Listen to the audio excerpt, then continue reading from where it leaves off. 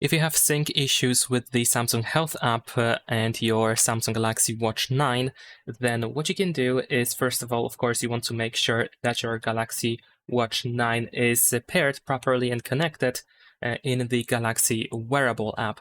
Usually, if the phone was paired with the Galaxy Watch 9 before, and once both devices are close to each other and, of course, powered on, and if you have Bluetooth enabled on both devices, then that shouldn't be really a problem. So you want to check if everything is set up properly. And besides that, what you can do is you can, of course, go to the Health app. And once you open the Health app, you want to go to the Sleep option over here. There we go.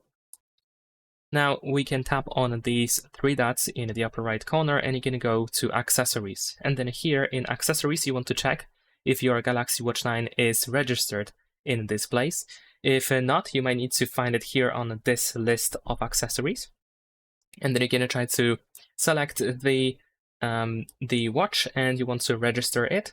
And you can also try to scan for accessories as well, and that might be helpful too, in case, of course, it needs to be registered, and then most likely the app is going to detect it straight away, and it should appear as registered at the top over here.